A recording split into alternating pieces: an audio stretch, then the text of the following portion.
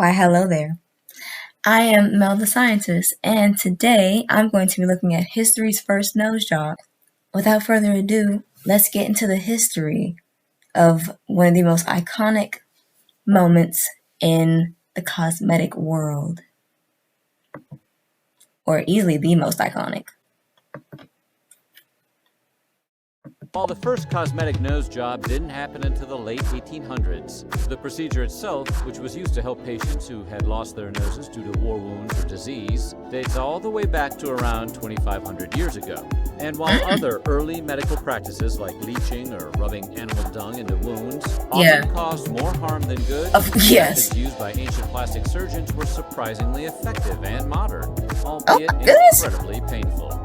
So, today, we're going to take a look at the first nose job, which took place in the 6th century. Is that right? Before we get started, be sure to subscribe to the Weird History channel and let us know in the comments below what other medical topics you would like to hear about. Oh look, we got your nose job story right here. So before we really get into it, you need to understand that the historical demand for nose jobs was likely much higher than you probably realize. And there are a bunch of good reasons. To start, there has always been innate facial defects that need correction for health reasons. Evidence from regions as widespread as pre-Incan Peru and Roman Scotland shows that people suffered from facial disfigurement, which drove the need for corrective nasal surgery. But an even more common driver of the need for nose jobs was disfiguration as a result of war or political fallout.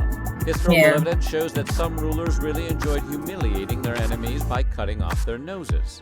This punishment could create problems for the victims beyond the obvious physical ones, especially in cultures that believed in bodily resurrection, where cutting off someone's nose could permanently handicap them in the afterlife. For centuries, women accused of wrongdoing underwent nasal disfigurement as punishment. In the medieval period, for example, a woman might lose her nose for disobedience or because she was viewed as sexually promiscuous. Examples of such harsh treatment include a Vandal king who, at the fall of Rome, thought his wife was plotting against him, so he ordered the disfigurement of her nose and ears. In Jerusalem during the 10th century, women who committed adultery could be punished by cutting off their nose. In fact, many societies cut off criminals' noses as punishment. In the ancient period, pharaohs used this form of punishment under the Code of Hammurabi, an Egyptian law. Similarly, I know about the Code of Hammurabi, but that's interesting. For some reason, I don't remember learning in the history books that, maybe they discussed that people underwent torture, but if it was specifically targeted to the nose, then I wonder why history books didn't mention that, or at least that I remember, because that's really interesting. I would have never thought the nose. In the medieval period, nasal disfigurement helped identify people found guilty of treason. During the Tudor era in England, anyone who spread lies about the king could have their nose or ears amputated. And a 16th century... Really? Because I watched the Tudors twice, and I didn't see anything like that. Not saying that that was my history lesson, but yeah, I don't remember them showing anyone being tortured that way. That's really interesting. Pope scared off highway robbers threatening Rome by decreeing any man caught robbing people would have their nose cut off. The punishment stood for so many centuries that individuals with nose deformities from disease or war injuries may have pursued nose jobs just to avoid misidentification as a criminal. Wow. The first nose job in history dates all the way back to the 6th century BC. The process was detailed in the Hindu Sanskrit writings of Sushruta, an Indian physician who today is widely regarded in India as the father of surgery. Among other procedures, Sushruta's book, known as the Sushruta Samhita, recorded the practice of surgically restoring damaged or missing noses. However, unlike the nose jobs of today, which are often performed for cosmetic reasons, Sushruta's patients included people disfigured by disease, wounded in battle, and those who had lost their noses as punishment for adultery or theft. To help these individuals, the doctor used a method that's not too different from what modern plastic surgeons do.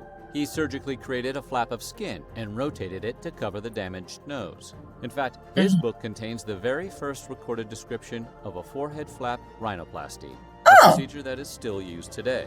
Surgeons continued to use Sushruta's method in India for more than 2,000 years, well into the 19th century.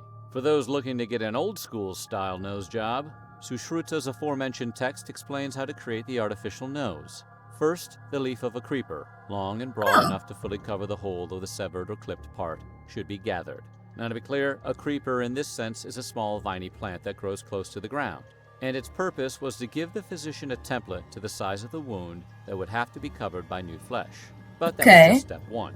From there, a patch of living flesh, equal in dimensions to the preceding leaf, should be sliced off, from down upward, from the region of the cheek, and, after scarifying it with a knife, swiftly adhered to the severed nose. The text then recommended a cool-headed physician wrap up the area and let the patient rest. If the procedure he started succeeded, that. the skin would graft to the nose. Now, while that might sound easy enough, keep in mind this would have been long before the advent of anesthesia. Right. Moreover, the tools used for early nose jobs, which included gripping devices and knives, made the procedure painful, time-consuming. Those factors likely deterred many from undergoing a nose job. From doing it, yeah. That helps explain why the first known nose job for cosmetic purposes did not occur until the late 1800s.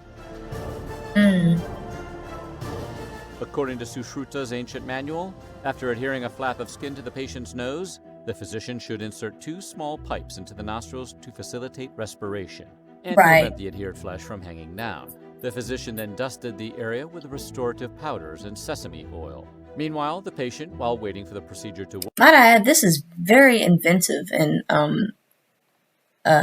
very revolutionary, coming from something in the 6th century, and yet it doesn't seem off. It doesn't seem far off from what surgeons do. Like he said, they still abide by these practices. Of course, the more modern version of these practices, but to still be able to be influenced by a method that is so old, but yet still holds up.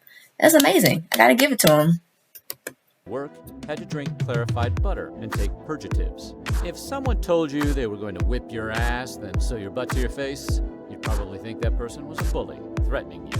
But historically speaking, you'd be wrong. You see, for centuries, to replace defects on the nose, Indian surgeons would transplant skin from other parts of the body. Yes. Some texts recommend cutting off skin from the buttocks to attach to the face. And to prepare the thicker butt skin, doctors used an unusual method. They flayed the skin with a whip so the skin would swell and bruise, then cut off the skin to graft to the face. That makes sense. Some believe the whipping produced a thinner skin layer, which would have a better chance of healing and grafting to the nose.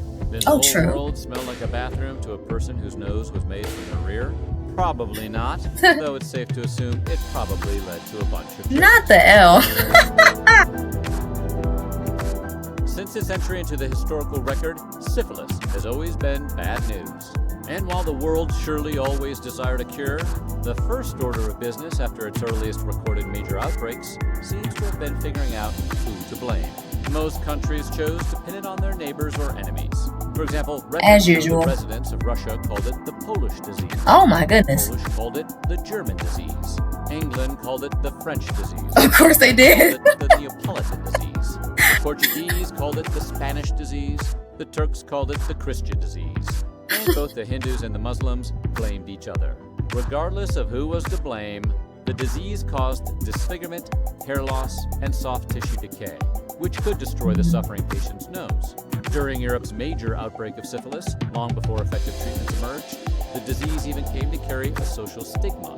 By the 16th century, Europeans just generally began to associate facial disfigurements with disease and infection. Yeah, that makes sense. This in turn drove the desire for nose jobs. And at the time, the most common procedure grafted arm skin to the patient's face to create a new nose.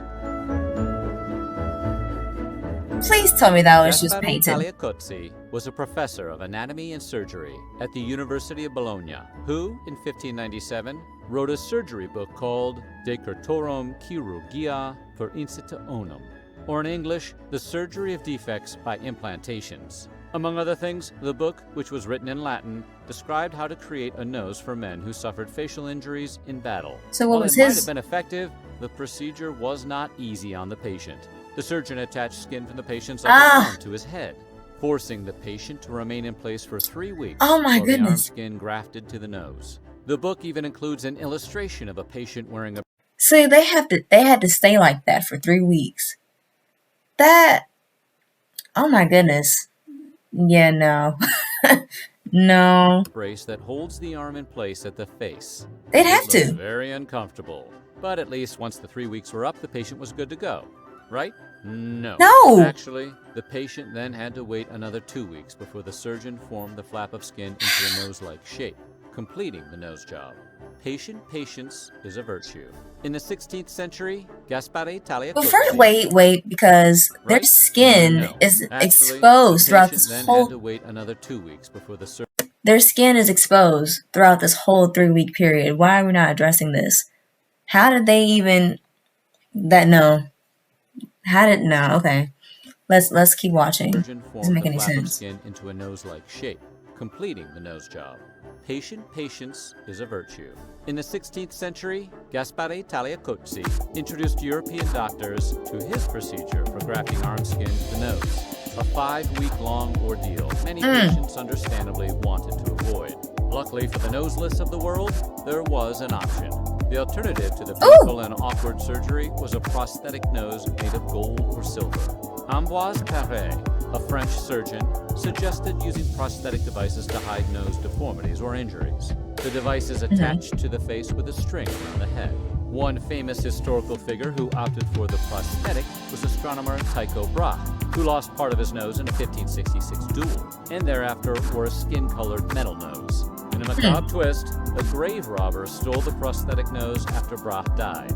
For many people throughout history, the nose was a window into a person's character. That is just petty. Metaphorically, of course. Don't look at anyone's nose.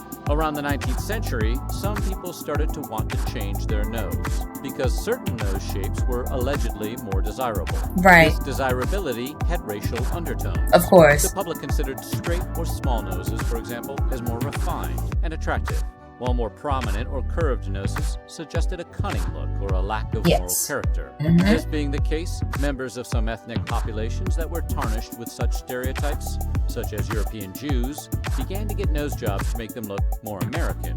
The first nose job for cosmetic purposes did not occur until the late 1800s, but the procedure became common for Hollywood actors and actresses around the 1930s, and it only got more popular from there. In fact, by the year 2000, over 400,000 Americans had nose jobs annually. Since then, however, the number has fallen, according to MarketWatch. Really? Only around 225,000 Americans undergoing the procedure each year. So what do you think? Would you ever get cosmetic surgery? For what part of your body? Let us know in the comments below. And while you're at it, check out some of these other videos from our weird history. Yeah, I totally forgot that there was no anesthesia. And they literally had to go through all of that pain. Every second of it. Not worth it for me. I mean, I can't really complain because my nose is fine.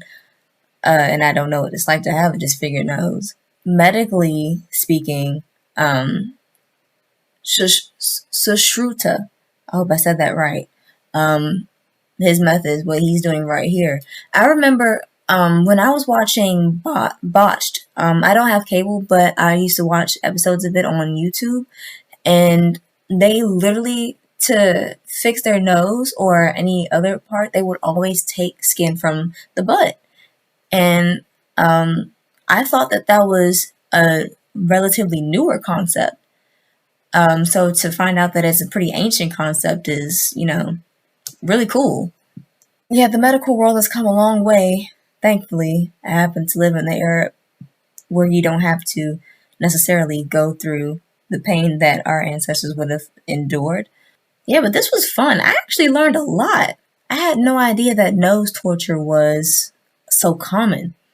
I never, from what I remember, I don't remember seeing that being something that they did in period pieces or recreations, or even in the history textbooks. I remember some of the things that they were talking about, but I had no idea that nose torture was so popular of a method as punishment. So that was really interesting to find out. So I'm glad I watched this video. I hope you learned something, because I definitely did. And if you liked the video, please don't forget to like, share, and subscribe to the channel. And I will see you in the next video. Thanks a bunch. Peace.